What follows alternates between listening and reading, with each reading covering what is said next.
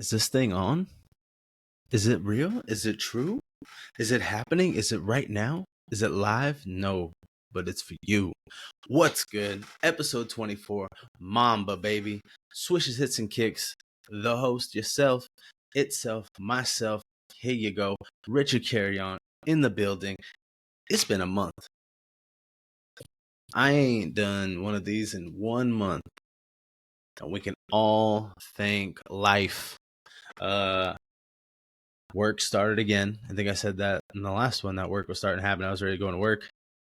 I'm a teacher, so and it's been busy, teaching. I'm back in school because I'm finishing my teaching credential, along with getting a master's by May. So yeah, things have just been a little busy. Getting adjusted to that, back into it. I don't know what it is this school year. I don't want to say it's harder, but it's a little bit more difficult in some ways. It's been good. It's just there's some things that are more difficult. Like lately, I've never stayed as late as I have now, and I've heard like the horror stories. And I don't want to even say horror stories, but like it's normal for teachers, I guess, like in the first few years to stay. Some people are like, oh, they're there till 7 p.m. And I'm gonna be honest with you, I'm never probably gonna be that teacher because I have a life outside of my job. I have a wife. I have some dogs. Hope to have some kids sooner than later. And because of those things, I won't be that teacher that's there till 7 p.m. lesson planning, because I just can't. I have to come home and, love my life like I do. So that's why I'm back to this, because I was been telling my wife, telling my brother, friends, like, I got to record. Like, this is a fun hobby escape for me, and I need it. Like, it's fun for me, and I need it, and I enjoy it. There's actually a stupid social media thing I actually want to do, which is funny, not pertaining to this podcast, but just, I guess, a strictly Instagram type page. And my wife thinks it's hilarious, but like isn't sure if I should do it. But I think I'm gonna do it, and if I don't do it this week, it'll be next week. I had to like create logos and stuff like that, but it's kind of funny. So who knows, that could be something else. But I want to get back to doing this at least once a week. And I'm recording this on Labor Day, about 1 p.m. And I'm like, dude, like I have to put one out because the NFL season is starting on Thursday. Okay, like the biggest American sports is starting. Don't ever let anybody fool you and tell you it's basketball or it's America's pastime, baseball. America's pastime has been baseball in a long time. But on Thursday, we starting off hot. We are getting the Baltimore Ravens and Kansas City Chiefs. It's a duel and a half with Lamar Jackson, Patrick Mahomes. We're going to see, Kansas City's predicted to win by at least 3. I'm not going to lie to you. I'm a Raiders fan. It's hard to not think Kansas City's not going to win everything all over again. The Ravens are amazing during the regular season, but I don't know about them, like, as far as like during the season, in the playoffs. So I would pick the Chiefs to win. They're at home. Arrowhead Stadium is going to be going wild. Friday night, there's Friday night football, crazy, even though I probably won't be watching this live. I'll be watching both my nephews playing at Sutter High School. Shout out to the Huskies that night. But the Packers and the Eagles are playing. And Brazil, Sao Paulo, Brazil. Brazil a little wild right now. If you don't know what's going on, just look it up for yourself. But Eagles, Packers. We're going to see if Jordan Love is worth all that money he's getting. I actually think the Eagles are going to beat the Packers. I think Saquon's going to show out. The Eagles are going to be that team, I think, in the NFC that's just like they're there. They ain't going anywhere this year. Like, they're going to be a deep playoff team. And then we got Sunday on the 8th. We got the Steelers and the Falcons. I'm going to go with the Steelers. Russell Wilson's named a captain. We'll see. We'll see what the Steelers are going to do. Atlanta's got a lot of weapons. Honestly, the best quarterback around in that game is Kirk Cousins. So we'll see. We have the Cardinals and the Bills. Buffalo's predicted to win. It's hard, I guess, to bet against Buffalo because of Josh Allen, but who's he throwing to? Who's his weapons? I don't know. And I feel like this year, Kyler Murray has to do something this year. This is make or break for him. Then we got Chicago and Tennessee.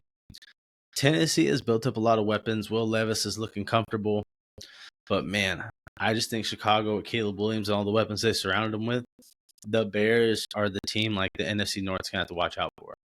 Then we got the Patriots and the Bengals. I think the Bengals are going to slaughter the Patriots. Texans and Colts. Texans all the way. CJ Stroud and the Texans, they're a playoff team. Then we got the Jags and the Dolphins. I see Miami getting the win. I don't know. I just see it. Even though I believe there's some injuries to Tyreek and Waddle. They've been limited in practice, but I think they're going to play. Then what? We have the Saints and the Panthers. I'll go with the Saints. It's like my in-laws. They all like the Saints for some reason, so I'll pick them. Then we got the Vikings and the Giants. Vikings should win, but, I mean, it's not looking ideal for them, right? They didn't have the QB they wanted because he got hurt this season. So I believe it's Sam Darnold's the QB. Jefferson can do a lot, so we'll find out. Then my Raiders are facing the Chargers in LA. They have the Chargers predicted to win, and I just don't know how. We slaughtered that team last year. Like, we annihilated them. And, I mean, we've lost Josh Jacobs, but I feel like our defense has gotten so much better. The Chargers, honestly, besides the quarterback who hasn't proven himself, don't have much. I think we kill the Chargers, but that's just it could be biased too, right? We got the Broncos and the Seahawks. The Seahawks should win, but, I mean, you never know. Like, honestly, you never know. What if Denver pulls it out? Right? Like, I don't know. I'm not even sure who their quarterback's going to be. Is it Zach Wilson? Is it Bo Nix? I'd pick Bo Nix personally, but who knows? We got the Cowboys and the Browns. The Browns are going to beat the Cowboys. They're not America's team. Then Dak Prescott needs to go somewhere else so he can win. Jerry Jones doesn't know what the hell he's doing in 2024. Thank God they paid CD Lamb. They'd have been screwed if they didn't. Then we got the Commanders and the Bucks. The Commanders are a good team. Shout out to my boy Ricky, but the Bucks, man, Baker Mayfield, Mike Evans, I feel like that's just going to help them win. And then the big game on Sunday night is the Rams and the Lions. We still rock with the Lions around here, man. The Lions are going to get it done against the Rams. No Aaron Donald. And then Monday night, it's a big game. Locally, it'll be a big game here, too. We got the Jets and the Niners here in San Fran, a.k.a. Santa Clara, because the stadium's not really in San Francisco. Thank God, right? If you know how San Francisco is nowadays, you wouldn't want it there. Because the Niners rookie, Pearsall, literally just got shot in San Francisco in Union Square. Somebody's trying to rob him. Can't make this up. One of the worst cities in the world. It used to be like one of the bright spots of the country, United States, but things have changed. If you know, you know. But we're going to see if Aaron Rodgers, man, can actually last more than 4 plays. I think the Niners get the win. I think they're going to miss Trent Williams, though. I think this is the game where they'll notice, okay, we got to pay the big man. Because the Jets have some good defense. Aaron might be able to start slinging the rock, so we'll see. I think the Niners are going to win, but I think it'll be closer than it looks like. Let's see. That's NFL. I guess we could talk a little WNBA. The WNBA had the highest ticket prices for a game ever earlier this last week when Caitlin Clark's Indiana Fever and Angel Reese's Chicago Sky faced off. I believe the average ticket price was $341. Quite a bit of money. These two are like dominating. And obviously they're dominating differently because they play different positions, right? Caitlin Clark that game scored 31 points, 12 assists. Angel Reese had 10 points, 11 rebounds. Angel Reese is killing it with the rebounds, breaking all these records. Caitlin Clark is showing that she is just as good as they said. Who's going to get Rookie of the Year? Who knows? They might have to do a co-Rookie of the Year. I believe Portland now is going to be getting a WNBA team in the next few years, and this 2026 possibly. But that's what I'm saying when I said earlier, like Caitlin Clark and Angel Reese, like she's starting to show up now too. But Caitlin Clark is like the LeBron. It's weird. She's like the LeBron James, and you can almost say Angel Reese is like that Dwayne Wade and Carmelo Anthony. Killing it. Doesn't get the same hype, but she's amazing too. WNBA's got 2 superstars on their hands. The old heads that are hating, like Cheryl Swoops, like, dude, what are you hating for? She's making the game relevant again.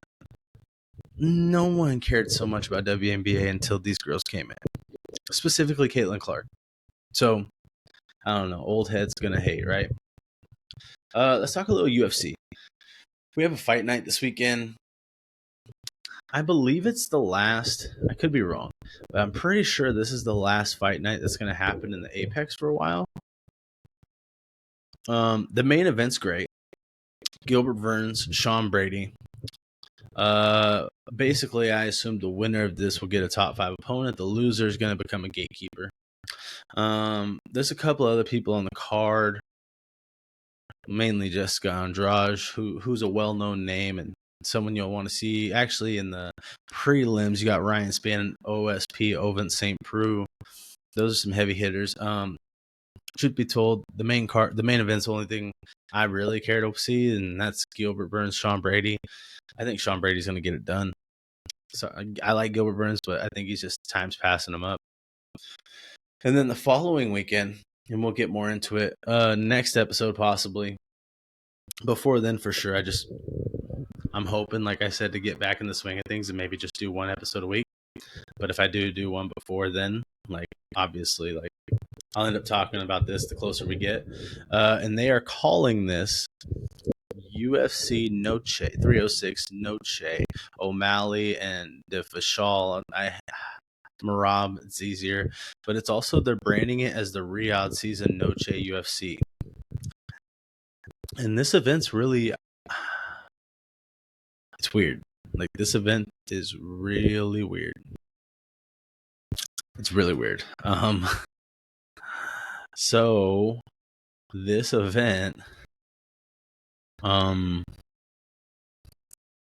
White had stated that UFC at the Sphere is like the most expensive event they've ever put on. He said they paid like $19 million before they even set the card. All right. And tickets were coming out and they were like insane, like $6,000 a seat. And at first, Dana White used to always say he doesn't want to outprice his audience, but he totally did with this one. And then the fight started coming out. Okay. Now, this is on Mexican Independence Day, by the way. And it's at the Sphere. Okay. Going against Canelo's fight, which is, I believe, at the MGM or at T-Mobile. It's one of the two. It's in Vegas as well. Canelo versus Edgar Berlanga. And Mexican Independence Day. Obviously, Canelo always fights on Mexican Independence Day. He's fighting a Puerto Rican. But I believe Canelo's fight sold out.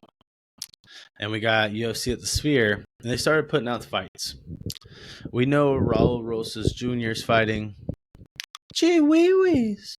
And then there's a few other fights. You know, they're putting some Mexican fighters on here. But then we start getting to the main card. And you look at that main card. And Dana White said this is going to be the most, like, the best fight event you'll ever see. Sporting event, whatever. And the top 3 fights are cool, but they don't, like, blow your socks off. You got Brian Ortega, Diego Lopez. That's finally happening. Alexa Grasso, Valentina Shevchenko. And then Sean O'Malley versus Merab. It's not like blowing your hair back, right? And I know they're really hoping, banking on Sugar Sean maybe. And it's at the Sphere, but, like, the money they're charging, like, there's still, like, 3,000 seats left. It's not even close to a sellout. We'll see. The prices are starting to already go in half.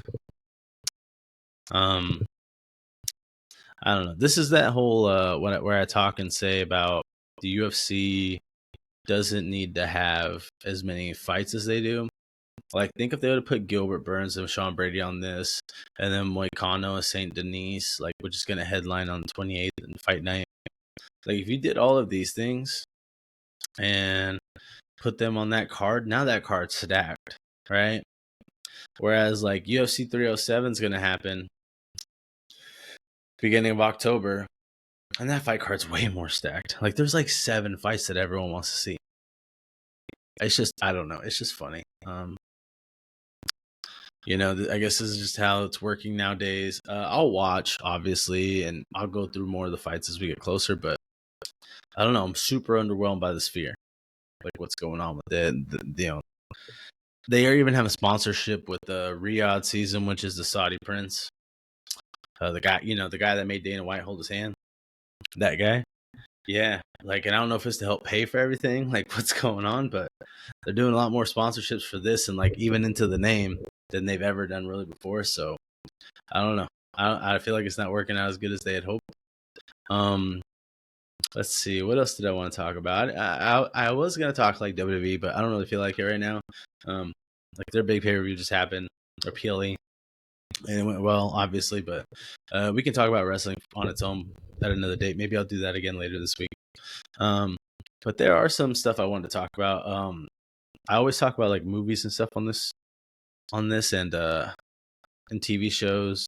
And recently, we finally watched the ending of Evil in season 4. Season 4, lackluster ending. I think it was on purpose to leave it open. Kind of sucks that there's not guaranteed to be a 5th season, but if there is, man, I really hope so. It was actually a great show. I recommend anyone to watch it. Let's see, what are we watching right now? Like I've told you, we love trash TV. Why? It's just funny. So we started watching Love is Blind UK, and that's pretty interesting. We watched like Worst Neighbor Ever. We watch all that crime stuff, right? I almost said something else, but I'm trying my best to keep it PG. There's also movies coming out. We have Beetlejuice coming out that I care to see. I'm only going to mention the movies I really care to see. If I think it's like BS, I'll probably tell you that too. Speak No Evil with James McAvoy looks amazing. Transformers 1, I love Transformers. Like, I'm a huge Transformers guy. So any of that, I'm all in. I think there's like 2 movies coming out that I know nothing about, but based off their names, already like kind of piqued my interest because I'm like, what the hell? One of them is Am I Racist? What a weird title. Am I Racist? I don't know. Are you? And the other one is My Old Ass. Yep. The movie title is called My Old Ass. And so, like, when I hear that, I'm like, oh, dang, look at your old ass. Okay. Let's see. Reagan with Dennis Quaid. I'd actually care to see that. 1992, I believe, has what was it? Tyrese? Is it Clint Eastwood? I believe so. And I think it's about the LA riots. Oh, Scott Eastwood and Ray Liotta. It must be like one of his last films before he died. I actually want to watch that. I wrote a pretty big paper on Rodney King and the LA riots towards the end of my time at Chico State. So that's something I'd probably want to see. Obviously, new Joker I'd want to see too. I'm talking about movies that are like coming out, here soon. I think we're gonna try to watch Longlegs here soon. Finally, we really want to see that. I kind of want to see the new Alien. Crow looks good. We saw Twisters. Remember I talking all that crap about not wanting to see Twisters because how stupid is it? We're gonna make a remake of called Twisters because there's more than one. I'm gonna be honest. It was kind of lame. Like, it was nothing special. There was nothing special about that movie to me. If you saw the first one, this one just has a little bit better effects. I wouldn't spend money on it. We just watched Trap the other night, and it was actually really good. Kind of called it early on. Kind of called what was going to happen. No spoilers here, but it was pretty good. We are still looking for some TV shows. I heard that we could just jump into House of Dragons, but I've also heard crappy things about season 2. And that's kind of it on the entertainment end. How things are going to look going forward, I'm hoping to get an episode a week, put out a bunch of shorts, and just keep the fun content coming. Keep doing what we're doing. Keep handling business. Keep it swishing. Keep it hitting. Keep it kicking. Oh yeah, because we swishing, we hitting, we kicking all day long. I probably want to put out another one of these this week. This was fun. I'm having a blast. I'm having so much fun that I don't want to end, but I have to end. All good things come to an end. Johnny's coming for a hug. Who the hell's Johnny? Don't know. Don't care. Love y'all. Hit us up. YouTube, Instagram, TikTok. Yeah, don't stop. And all podcast platforms because I'm going to be putting these episodes up. Thank you very much. Love y'all. Get with it. Oh, yeah. Here we go. 20 minutes in. Got to get it before it's 21. Let's go.